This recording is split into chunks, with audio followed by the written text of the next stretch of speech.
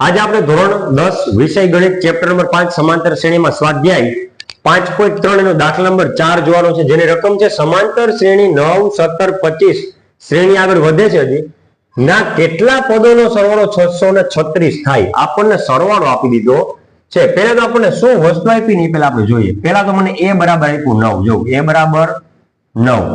બીજી વસ્તુ આમાંથી શું મને મળે તો કે સામાન્ય તફાવત d 17 - 9. 17 - 9 17 - 9 કરી તો મને d બરાબર કેટલો મળ્યો તો કે 8.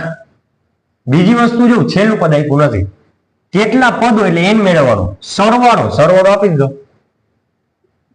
SN બરાબર 636. કેટલા પદોનો સરવાળો એટલે n ખબર નથી એટલે 636 અને કેટલા પદ એટલે કે n આપણને નથી n મેળવવાનું છે. પેલા શું આપ્યું તો કે SN, તો SN નું સૂત્ર મૂકી દો. SN બરાબર n ના છેદમાં 2. સવાલ એ થાય કે નાનું સૂત્ર કે મોટું સૂત્ર, તો કે મોટું સૂત્ર, કેમ કે શ્રેણીમાં મને છેલ્લું પદ આપેલું નથી. n ના છેદમાં 2 2a plus n minus 1d. ચાલો SN કેટલો તો કે 636. SN ની જગ્યાએ 636 મૂકી દો. 636 બરાબર n છેદમાં 2 કાઉન્સમાં 2a આપ્યો 9 2 a ની જગ્યાએ 9 વત્તા n નથી આપ્યો ઓછા d ની જગ્યાએ 8. હાલો 636 બરાબર n ના છેદમાં 2 2 9 18 કાઉન્સ નાનો કરી નાખ્યો 2 9 18. હવે n ગુણ્યા 8 એટલે કે 8n વત્તે વત્તા 1 8 8 ઓછે વત્તે ઓછા. ચાલો 636 બરાબર n ના છેદમાં 2 કાઉન્સમાં જો 8n એમને વત્તા 8n. હવે વત્તા 18 ઓછા 8 એટલે 18 માંથી 8 જાય તો 10. 636 એમને n ના છેદમાં 2 એમને. હવે આમાંથી કોમન શું કઢાય તો કે 2. ક્લિયર? તો 2 4 8 2 નીકળી ગયા તો વચ્ચે શું તો કે 4n વત્તા 2 5 10 2 નીકળી ગયા તો વચ્ચે શું 5. શા માટે તો કે છેદમાં 2 છે ને એની આરે ઉડાડવા છે એટલે. ફરીથી 2 કોમન લીધા. આ જો 636 બરાબર n ના છેદમાં 2 2 ને શું લીધા કોમન તો 2 4 8 2 નીકળી ગયું 4n લીધા વત્તા 2 5 10 2 નીકળી ગયું લીધા શું 5. હવે ઉપર 2 નીચે 2 અંશમાં 2 છેદમાં 2 કેન્સલ તો 636 બરાબર વધ્યું લખી નાખો. 636 બરાબર n અહીંયા શું વધ્યું 4n વત્તા 5. હવે 636 બરાબર n ગુણ્યા 4n 4nn એટલે કે 4n નો વર્ગ વત્તે વત્તા n ગુણ્યા 5 એટલે 5n વત્તે વત્તા. હવે કરવાનું શું તો કે આ એમને એમ રહે જમણી બાજુ 4n વર્ગ વત્તા 5n. 636 જમણી બાજુ પ્લસ ના શું થઈ જાય માઇનસ 636 બરાબર 0. ચાલો દ્વિઘાત સમીકરણ મળ્યું આપણને. હવે આને આ રીતે સોલ્વ કરી શકીએ. અહીં કેટલા છે 4 તો કે 4 ગુણ્યા અહીં કેટલા છે 636. હવે આ કેટલું લાંબુ પડે 4 ગુણ્યા 636 એનો જે જવાબ આવે કેટલો તો કે જો 6 4 24 નો ચોગડો વધી પડી 2 4 3 12 ને 2 14 નો ચોગડો વધી પડી 4 6 24 ને 25 2544. 4 ગુણ્યા 636 એટલે 2544. તો એવો પાડો બોલો 2544 આવે અને વિચાર કરો બાદબાકી કરીને 5 આવે. આપણે થોડુંક અઘરું પડી જાય. જો 4 6 24 નો ચોગડો 2 4 3 12 14 વધી પડે 4 6 24 ને 25 2544 નો પાડો કેમ કરવો. તો એક બીજી એક મેથડ છે દ્વિઘાત સમીકરણ પ્રમાણે. અહીંયા n વર્ગનો સહગુણક હોય ને એને a કહેવાય. તેથી a બરાબર 4. જોજો આ પ્રથમ પદ અને આ બે અલગ વસ્તુ છે. આ a છે એ સમાંતર શ્રેણીનું પ્રથમ પદ છે. હવે આ જે a છે એ આ સમીકરણ પ્રમાણે a લીધો. કઈ રીતે તો કે n વર્ગનો સહગુણક કેટલો 4 એટલે a બરાબર 4.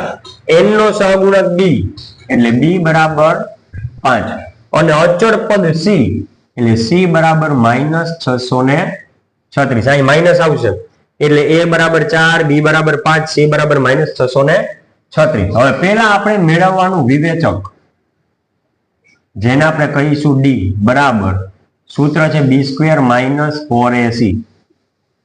તેથી d બરાબર b એટલે કેટલા? તો કે 5 એનો વર્ગ -4, a એટલે કેટલા? તો કે 4 અને c એટલે કેટલા? તો -636.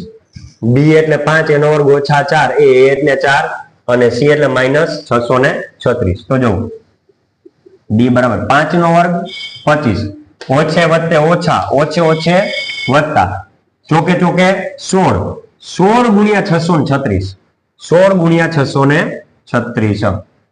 એટલે 636 ગુણ્યા 16, પેલા 0, 1 6 6, 1 3 3, 1 6 6. હવે 6 6 36 નો 6 3, 6 3 18 19 20 21 1 2, 6 6 36 37 37. સરવાળો કરો 6, સરવાળો કરો 7, સરવાળો કરો 11, 11 નો કરો વધી પડે 6 ને 7 ને 3 10, 10 176. કેટલા આવશે? 10 176, 10,176. હજી પ્લસ કરો 25, 10,176 બરાબર.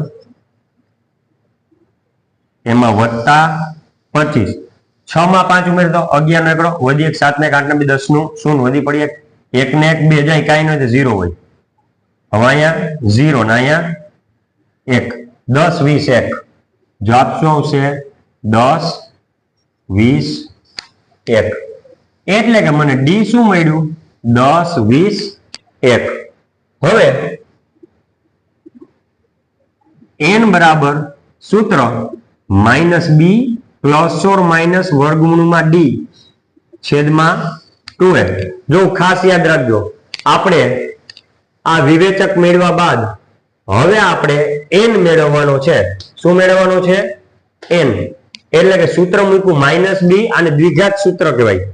-b ± વર્ગમૂળમાં d ના છેદમાં 2a. તેથી n બરાબર -b ની જગ્યાએ 5, કેમ જો b કેટલો છે? આપેલો 5, ± વર્ગમૂળમાં d. d હમણાં આપણને મળ્યો 10 20 1, 10 20 1 છેદમાં 2. a એટલે કેટલા આપ્યો? 4. તેથી n બરાબર -5 ± હવે જો 10 20 1 નું વર્ગમૂળ, 10 20 1 નું વર્ગમૂળ કેવી રીતે મેળવવું આપણે જોઈએ. 10 20 1. હવે વર્ગ છે એટલે છેડેથી બે આંકડા છોડી અને ભાગ પાડવાનો. હવે ત્યાં આપણે શું જોઈએ? તો કે 1, એટલે કે 1 નો વર્ગ થાય 1 અને 9 નો વર્ગ થાય 81. એટલે બેયમાં એકમનો 1 1 આવે. જો આંકડા અહીં 1 છે તો 1 નો વર્ગ 1 ને 9 નો વર્ગ 81, એટલે બેયનો એકમનો શું આવે છે? 1. એટલે આપણા જવાબનો એકમનો કાં તો 1 હોય કાં તો 9 હોય. એટલી આપણે ખબર પડી. એકમનો આપણા જવાબનો એકમનો અંક. હવે આગળના અંક મેળવવા માટે આપણે આનું સોલ્યુશન લઈએ. 102. 102 કોનું? તો કે 10 નો વર્ગ 100, 11 નો વર્ગ 121. 100 અને 121 ની વચ્ચે 102 આવે કે નહીં? 100 અને 121 ની વચ્ચે 102. તેમાં નાનું કોણ છે? તો કે 10. એ આપણા આગળના આંકડા થાય. 10 છે નહીં, એટલે કે કાં તો 101 જવાબ આવે કાં તો 109. 10 20 1 નું વર્ગમૂળ કાં તો 101 કાં તો 109. ચેક કરી લઈએ આપણે. પેલા 101 ને ચેક કરીએ. 101 ગુણ્યા 101. તો જો પેલા તો શું આવશે? 2 0. 101 101 વત્તા 0 આરે ગુણાકાર બધાય 0 આવે. 1 આરે 101 એટલે 101. આગળના 0 સરવાળો કરો. 1 0 2 0 1. 10 20 1 આવી ગયો. આપણો જવાબ શું થાય? 101. એટલે કે 10 20 1 નું વર્ગમૂળ થાય 101. અહીં લખો 101 છેદમાં 2 4 8. હવે જો n બરાબર પેલા -5 વત્તા 101 ના છેદમાં 8, અથવા n બરાબર -5 ઓછા 101 ના છેદમાં 8. આ બે વસ્તુ બને. કેમ કે જો એકવાર પ્લસ છે તો એકવાર પ્લસ લીધો, એકવાર માઇનસ છે તો એકવાર માઇનસ લીધો. હવે શું થાય આગળ? જો n બરાબર પેલાને સાદુરૂપ આપો. ઓછે વત્તે ઓછા, ઓછા એટલે બાદબાકી. 101 માં 5 જાય તો 96. બે માં મોટા 101 એની નિશાની વધતા તો વધતા છેદમાં 8. 12 8 96.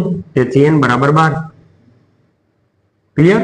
હવે અહીંયા તેથી n બરાબર આનું સાદુરૂપ આપો, ઓછો છે વત્તા, વત્તા એટલે સરવાળો, 101 માં 5 ઉમેરી દે 106, બે માં મોટા 101, n ની સાઈન માઇનસ તો માઇનસ, છેદમાં કેટલા છે તો કે 8, એ તો છેદમાં 8 એમ રહેશે. અહીંથી જ ખબર પડી જાય કે n બરાબર શક્ય નથી, કેમ કે n કોઈ દી માઇનસમાં હોય નહીં. છતાંય સ્ટેપ આગળ વધારો, માઇનસ એમને 106 એટલે 53 ગુણ્યા 2 છેદમાં 8 એટલે 4 ગુણ્યા 2, ઉપર 2 નીચે 2 જાય તો n બરાબર શું તો કે -53/4. જે લખી જ નાખવાનું, જે શક્ય નથી, જે શક્ય નથી. અને અહીંયા n બરાબર 12 આવ્યા, જે શક્ય છે, કેમ કે ધન છે, આ ઋણ છે, ઋણ કોઈ દી ક્રમ આવે નહીં. કેટલામું પદ તો કે -53/4મું પદ, કોઈ દી માઇનસમાં પદ જ ન હોય, એટલે કેટલામું પદ તો કે 12મું પદ, જે શક્ય છે. આમ આપેલી સમાંતર